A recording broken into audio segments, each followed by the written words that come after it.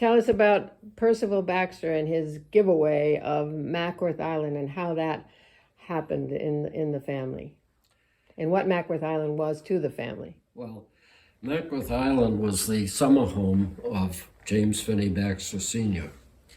And in later, he died in 1920, and at that point it belonged to Uncle Percy. Uncle Percy maintained it and built a beautiful stable there to retire the fire horses in Portland, and they all lived there until they died.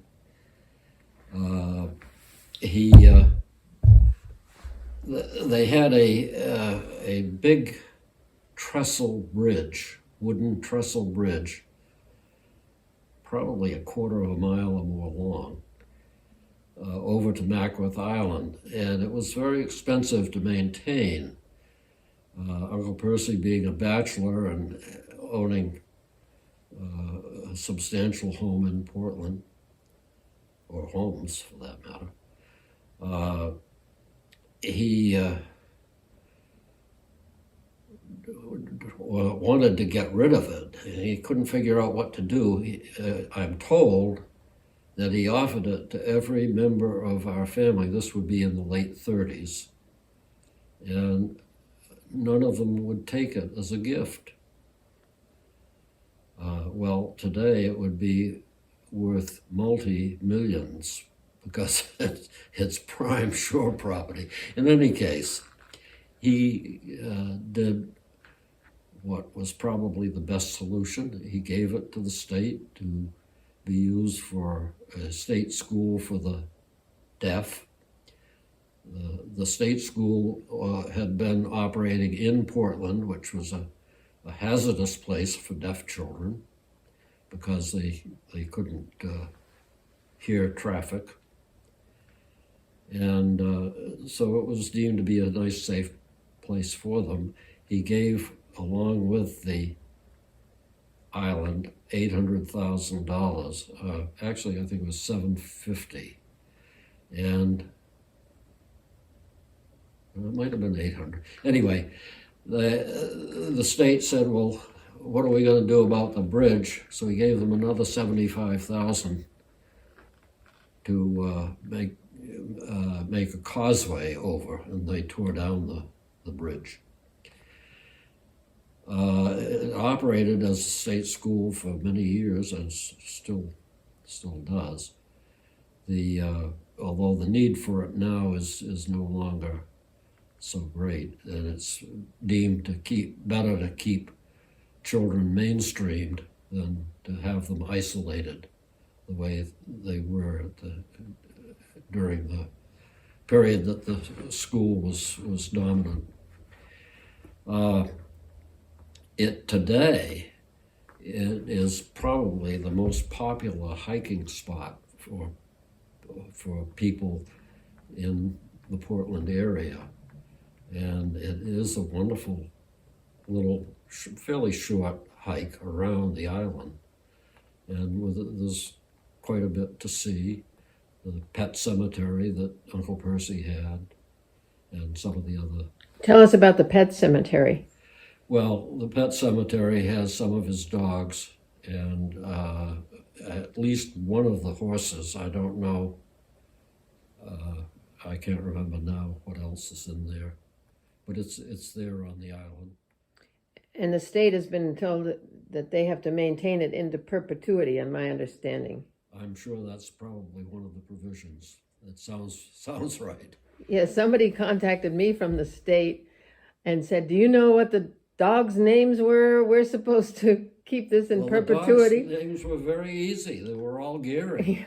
I can't remember what he asked me, but he's like, "We don't know, and we've got to maintain this thing because we've got this job from Percy, and we've got a problem here. Can you help us?" And I'm like, "No, I can't." So I don't know I can't remember what it was, but they're like, "Yeah, we've got our orders." Well, as I say, it's very easy. They were all named Gary. Yeah, right. Right, and do you know the story, or can you tell the story of him lowering the State House flag to half-mast? Well, of course, he was a bachelor and, as governor, and he had his dog Gary, which he was very fond of, and Gary had the run of the State House, as the scratches on the governor's office door will attest. At any rate, when one of the Garys died, they lowered the flag on the State House to half-mast. And this endeared him to animal lovers, but it also enraged other people who thought that that was sacrilegious, so to speak. To the flag, right? I mean, there was a lot of consternation about the flag, doing that with the United States flag. Gertrude Plaisted, who was his secretary, I believe, at the time, and incidentally was the daughter and brother of governors of the state of Maine, daughters and sister of the state of Maine, and also the daughter of a Civil War colonel, once told me, and I don't believe it's true, that Uncle Percy wasn't the one who ordered the flag to be lowered. She says that the janitor took it upon himself to do it. Well, I don't believe that, but that's what she told me. It's interesting because I know a quote from Uncle Percy when all that came about. Yeah. He said, "I seek to offend the feelings of none, yet I relinquish to none the right to act according to the dictates of my heart." Which is very well put. This is very beautiful, very well put. So let's see. Well, Gertrude maintained that he accepted it after the fact and endorsed the thing, but that it wasn't his idea. Huh. Anyway. Oh, anyway. That's just an aside. That's just an aside. Okay, good. Well, and so that was the family home, the big brick building that became the offices of the... That was the summer home. That was the summer home and of the family. Aunt Madeline lived there in the late teens, early 20s, with her two sons, James and Fenton Tomlinson. Yeah. Uh-huh. And James and Eddie Tomlinson, I'm sorry. Fenton was her husband. And incidentally was involved with the Saco Valley Canning Company, another Baxter offshoot. Uh-huh. So Madeline was Percy's sister. Right. And from the second Eddie litter. was a child, and he was in front of the fireplace in his wool pajamas and caught fire and was badly burned. Who is this? Eddie Tomlinson.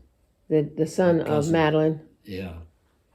And as a result, Uncle Percy always had a soft spot in his heart for Eddie.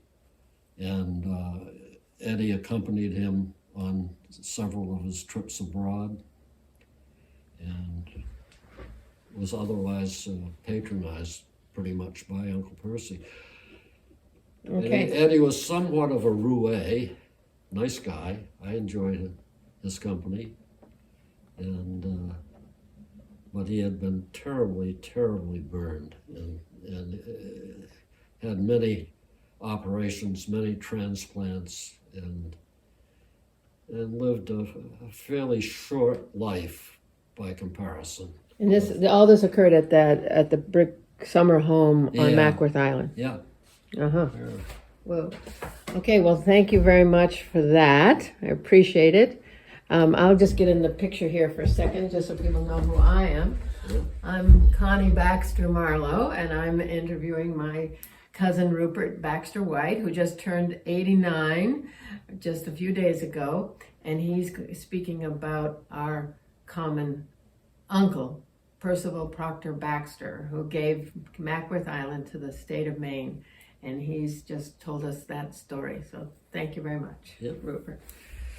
I have a painting of my grandfather's treehouse on Mackworth Island, which I've given to my son.